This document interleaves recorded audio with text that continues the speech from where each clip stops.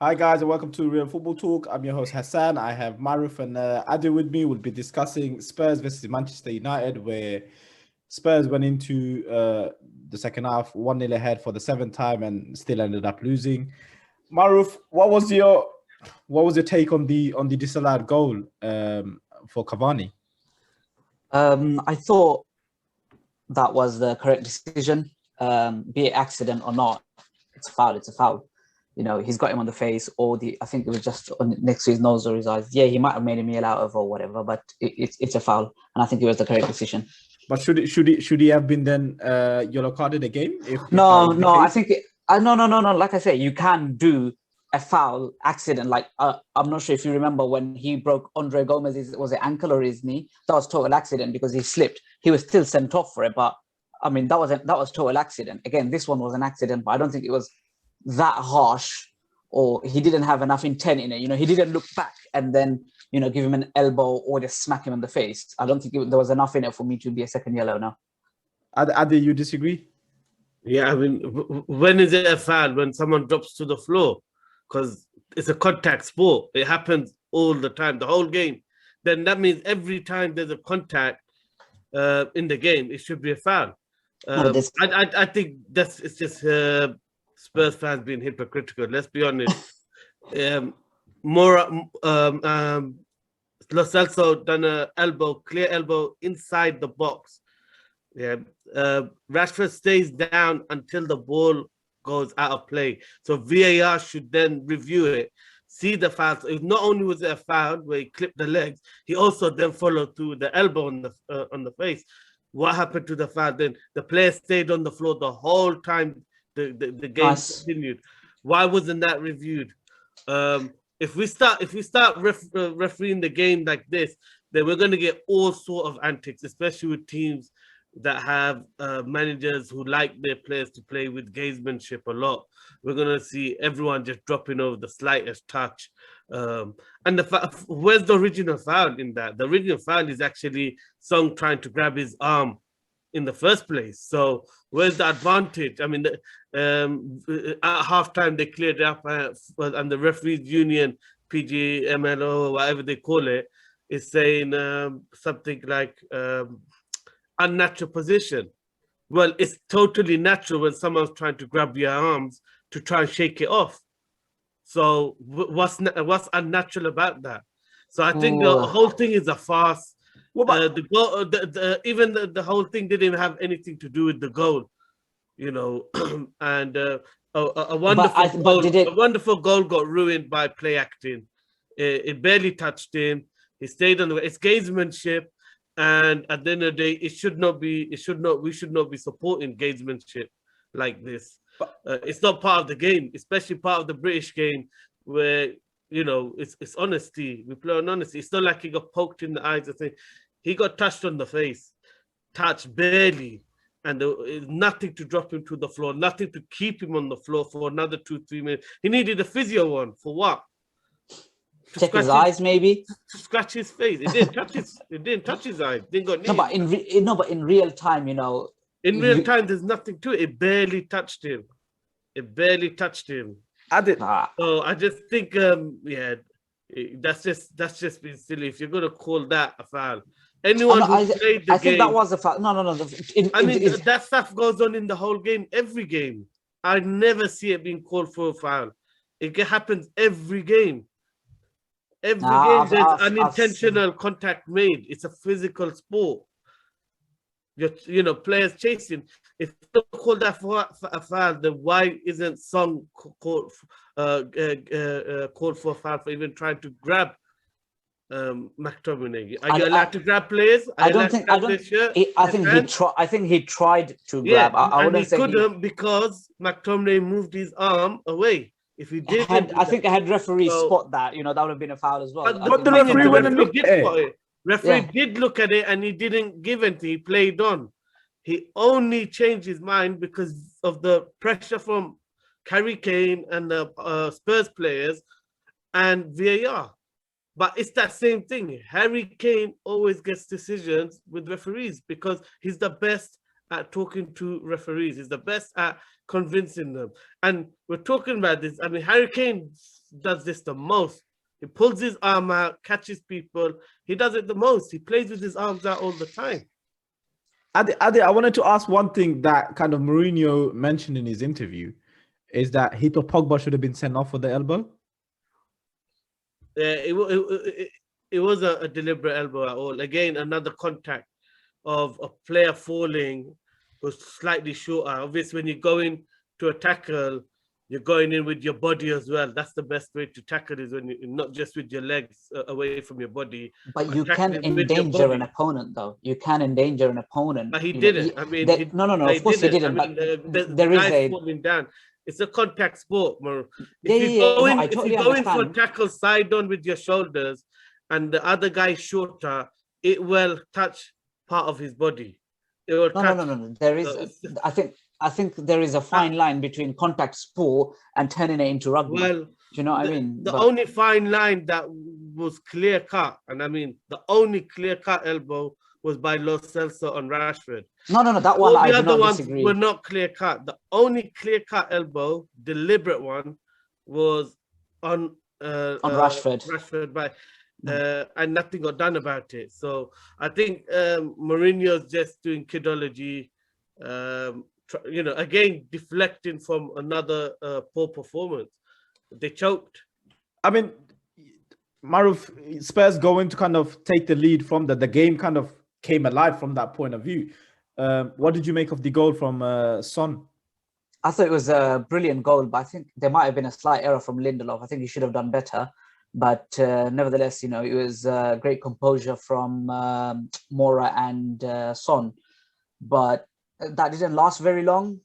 Even then, I think United reacted pretty well. And I just felt as if, though, inside me that this lead ain't going to last long. I mean, it seemed like Spurs kind of went into their shell again, where they were trying to protect the lead from 1-0. That's what it seemed like. I wouldn't even call it protection. I felt as if I think they didn't expect the lead. They weren't even attacking much. We kept on losing the ball. When Lo Celso or Ndombele were picking up the ball, when Lo Celso picked up the ball, it was misplaced passes constant. When Ndombele was picking up the ball, he was trying to do the same play, if not twice, 3 times, unnecessarily. We weren't quick enough to release the ball from the middle to the final third. And I thought that was one of the problems as well. Do you think Lindelof should have done better in terms of that pass that went through him? Because he wasn't really with any conviction or anything. I mean, there's no reason for him to jump. And I think if he didn't try and jump to kind of scissor kick it away, he would have just stopped it.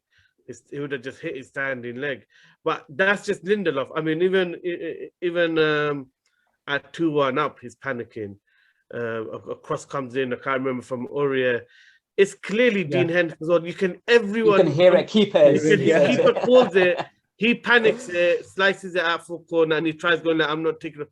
That's Lindelof. He is not top quality class. He's a squad rotation player, and a lot of the times when United fumble, it's normally because of Lindelof. He's a better version of Eric Dyer, a lot better version of Eric Dyer. I mean, that's an interesting topic in itself. I don't know. I think they're both are full of errors. It's just a matter of who's full of more. In terms of United, I mean, they went into the first half 1-0 down. What did they change in the second half, and how did they kind of come out so much better? And it seemed like to take the game to Spurs. So in the first half, a lot of what they were doing was was kind of trying to stop the strength of Spurs. So they still were. I felt United were taking the initiative in the first half more even, but Spurs were also playing okay. I mean, the first half was filled with so many fouls.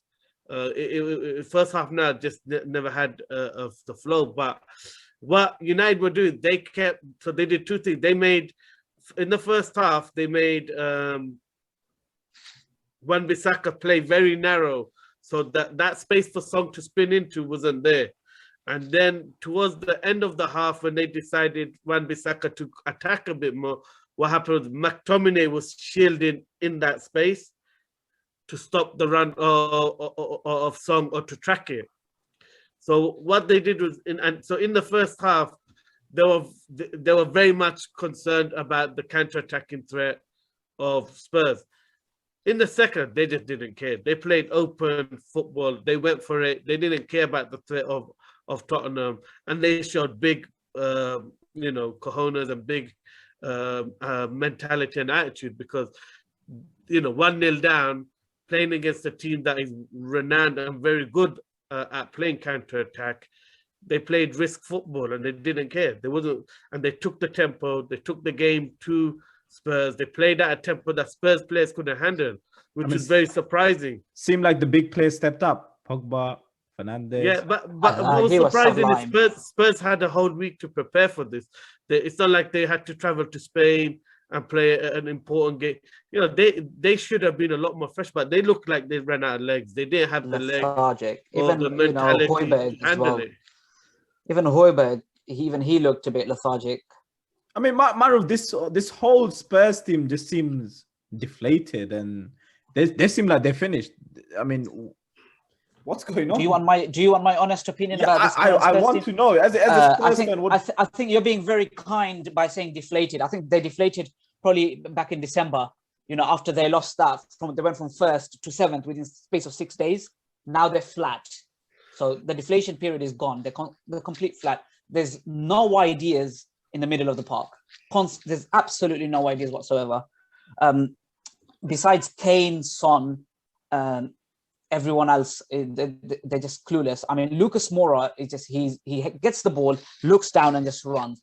Sometimes he's brilliant, and a lot of the times there's no end product to it. And Reguilon, he can put a few great crosses in, and that's about it. I mean, Jamie Redknapp thought he's one of the best left backs in the Premier League. Oh, that's Jamie Redknapp. That's Jamie Redknapp's opinion, and I think I disagree with that, to be honest. I think there's plenty of other better players. What's missing for them? What's the issue? What's the real issue with Spurs? Because you can't go from being top of the table all of a sudden now struggling this much. Mentality. They just don't have it. They just don't have the mentality, the winning mentality. They can't protect a 1-0, sometimes even 2-0. I mean, I'm not sure if you watched the game against West Ham earlier on in the season. They were winning 3-0, and it was 3-0. Those sort of games actually make the biggest difference, because if you don't have the mentality to protect your 3-goal lead, there is no way you're winning the Premier League title, let alone Premier League title. You're not going to finish top 4. No chance. That game where West Ham came back is the exact same thing. They just threw caution to the wind, piled on players, didn't really care about the threat of Tottenham. And I think what it is because so much of the instruction is about what they should be doing off the ball. When teams take it to Tottenham, they struggle under the pressure of dictating the game. They struggle under that pressure. And I think it's no coincidence. The moment they were top, since then, it's been an unhappy squad. It's been because it's like the pressure of that situation is too much for the current players. And you got Mourhino, who's a winner, who is always pushing and expecting that mentality where you push your body, you push your mind. And I think because the current players can't actually step up to it, and there's so many of them that can't step up to that level, as a squad, they're getting demoralized and they're struggling because they can't match forget the intensity of the match. They can't handle the intensity of Mourhino. Yeah, they can't handle his mentality on a day-to-day. Oh, his demands, yeah. His demands. He's quite demanding manager, and I don't think I'd probably say 90% of that squad isn't made to play for Mourhino. I mean, fair points, guys, but let's kind of divert our attention into the team-winning performance from Cavani. Really, match-winning performance from Cavani. Adi, what did you make of him and his influence in the game? Because I mean, he was intelligent and just they couldn't handle him. We've been saying for many weeks that it's frustrating to watch United because the amount of intelligent runs Cavani makes and United players never pick him out. We've been saying it for a number of weeks. Yeah. It was so good to see finally United play where they're actually feeding their striker and creating chances for him. And it is a very positive sign. It's a positive performance because you've got a Clever who's so intelligent in the box, really hardworking, an amazing finisher, and we don't use it enough, and it's good, and hopefully that's something that United build on, because they need, if they feed Cavani, they would have been a lot closer in challenging City this season, because we've dominated most games we've played. We've just lacked involving the striker and getting the striker involved like we have. But I thought the more match-winning change happened in first half, which was the switch of Pogba from right wing to left wing. And, you know, because Rashford started on the left, Pogba started on the right. And Pogba wasn't as involved, but as soon as he went to the left and Rashford went to the right, that's when United started to click, and actually their attack looked good because Pogba was dominating. You can see he's a lot more comfortable playing on the left side, because then he's used to turning his body and then building everything, starting from back to goal, and really maneuvering the play using his body. But when he's on the right hand side, he can't do that. He can't shield the ball because he's heavily right footed, so he can't do it with his left foot as well. So that, I felt that was what made Man United click, because it gave us a different dimension to the game. I mean, what did you make of the Fred goal? I mean, fantastic build-up play, and then, I mean, again at the right spot by Fred to finish it off. Yeah, I mean, Fred deserved that, because one, his finishing is terrible. I mean, passing on. So it was good that he, and I think that's how Fred can. Only way Fred can score is when he doesn't have time to think. And he just lashes at it. He stumbles up on a shot or a rebound. But he deserved it, because at the end he's the one who took all the risk in that move. He's the one who played the 1-2 twice, then follows the Cavani shot. He's the one who played Cavani and played the 1-2 with Pogba, Van Fernandes. Yeah. Pogba. So he actually made that move happen. So it's really, I was quite glad to see him score, because he deserved it, because he done everything right. But again, the defending from Spurs, I mean, who is Dyer marking? Why is he standing still? You thought for the first goal he would learn, where he done the exact same thing. I mean, the disallowed goal, where he done the exact same thing, where he's just ball watching. Ultimately, he has no awareness of the movement of. Well, isn't that the problem with playing a midfielder in defense, I guess? But he's been a defender for many years. He's played for England in defense. He's played for Spurs in big games in defense.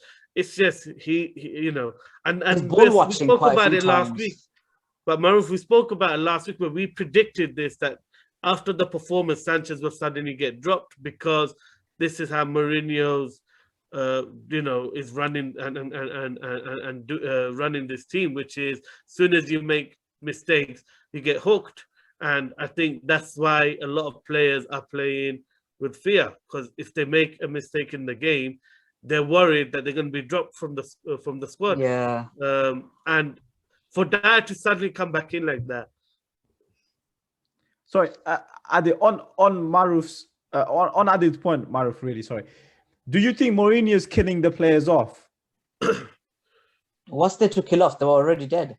I mean, in terms of, if you look at them, they just all seem deflated. Keep changing them, taking them out if they make an error. But he needs to win games, and he needs players that, if I was in Mourinho's place, I'd probably put Tanganga back in there, because he didn't have a half decent performance a couple of games ago. But whoever's got that match-winning mentality, I'll put them in. Why am I going to put somebody who's so sluggish, doesn't want to play, and who's got constant reoccurring problem of causing issues that's leading to goals? But I mean, changing the defense that many times, doesn't that cause issues, because there's no stability? What about, forget the stability? We're already losing anyway, even without changing. So you have to embrace a bit of change in order to go forward. And if some of these guys don't even want to embrace change, so him as a manager, he has to show, I'd say from a chairman perspective, I am trying to change and move and this and that, in order to bring in fresh ideas. but I think it's too little, too late. The thing is, these players weren't bad, terrible defenders. I mean, I always thought Dyer wasn't that good, but Sanchez was never that bad. Alderweireld is a good player. Rodon, I thought even today still performed better. Yeah, Rodon was all right. You know, his position, everything's quite good. These players weren't terrible under Pochettino. They weren't making the levels of mistakes they're making now under Pochettino. I think under Poch there was a little bit of a maybe a bit of freedom, and they played without a bit of fear. I'm not sure why that is, but it might be the personality and the persona, you know, that each characters bring into the changing room. It could be that, you know, but who knows? I mean, on Mourhino, really, if they don't, say for instance, finish in the European league position, Maruf, should he stay? Should he go, or do you think he'll be sacked? I think he should. I personally think he should go. The players maybe aren't up to his scratch, or they don't have the drive that he has.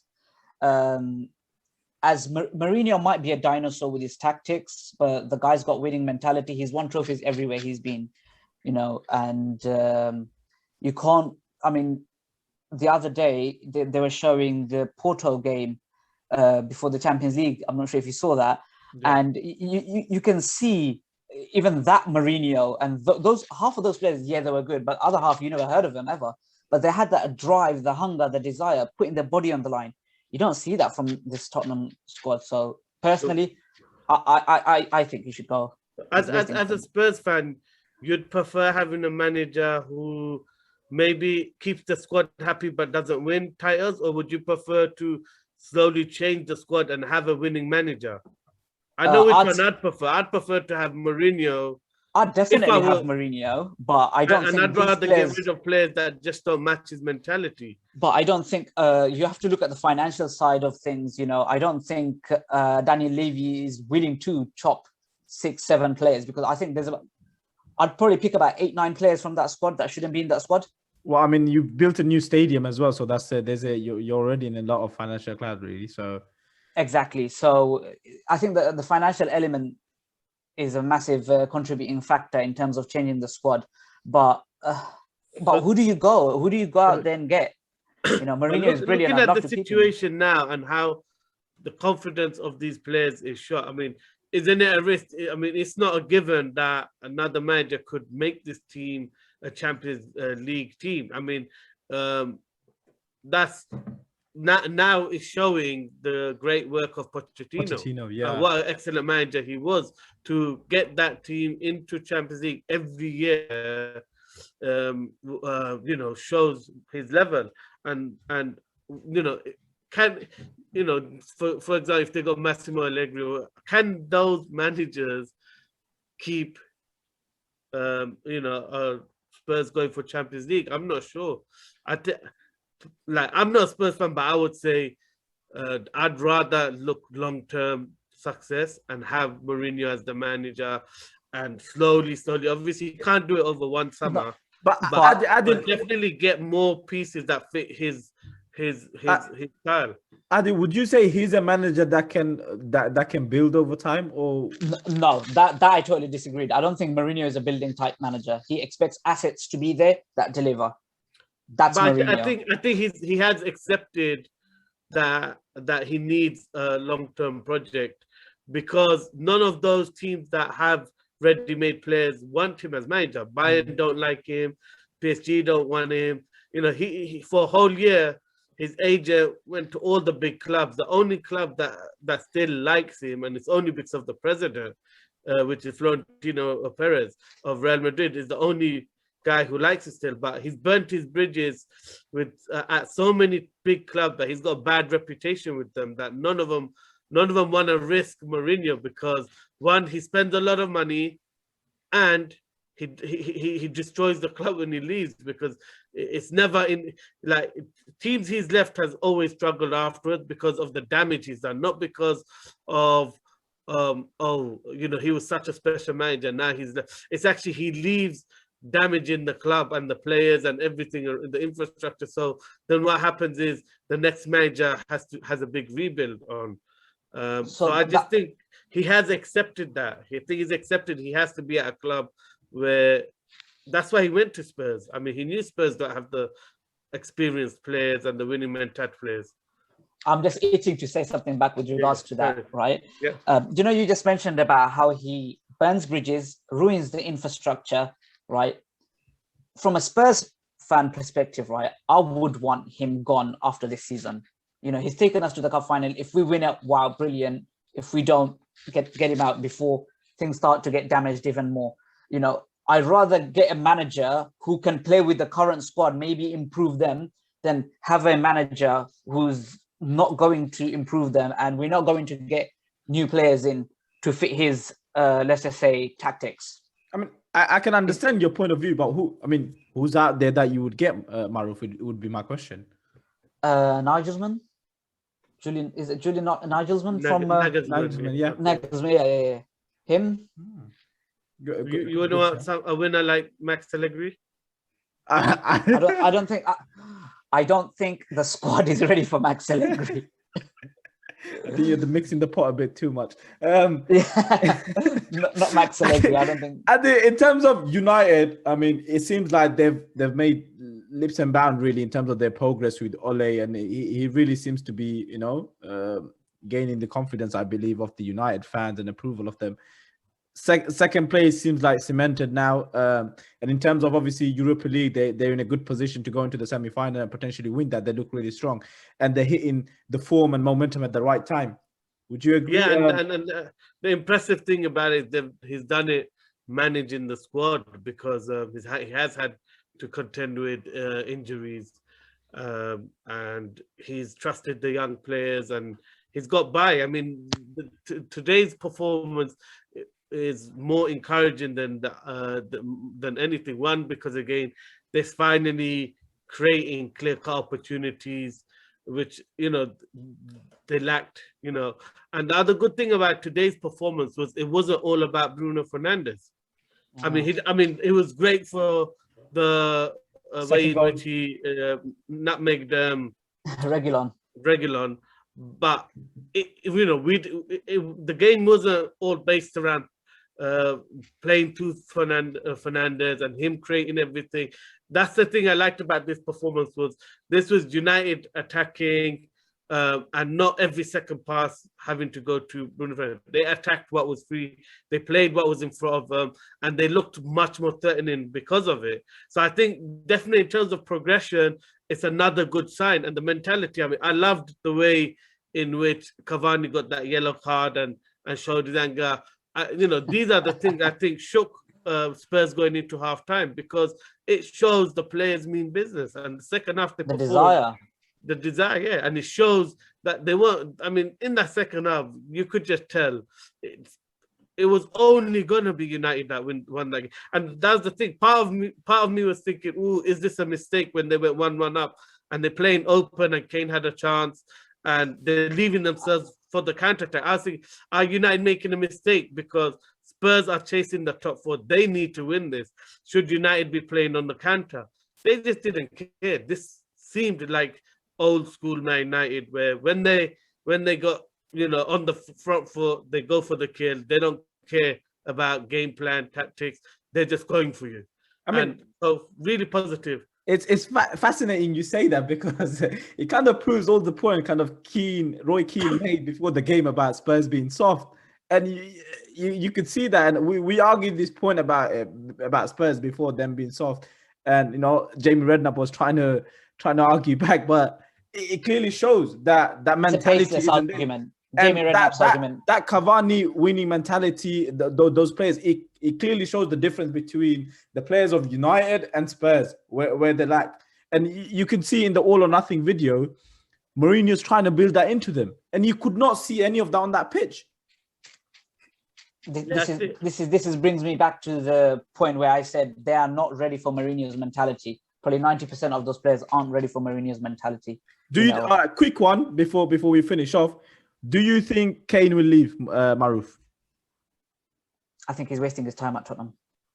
If he wants to win trophies, I think he needs I to think go. if Mourinho is sacked, he'll leave, and they're not in the Champions League, he'll leave. Whether they win the cup or not, because like you said, it's a big conundrum for Spurs now.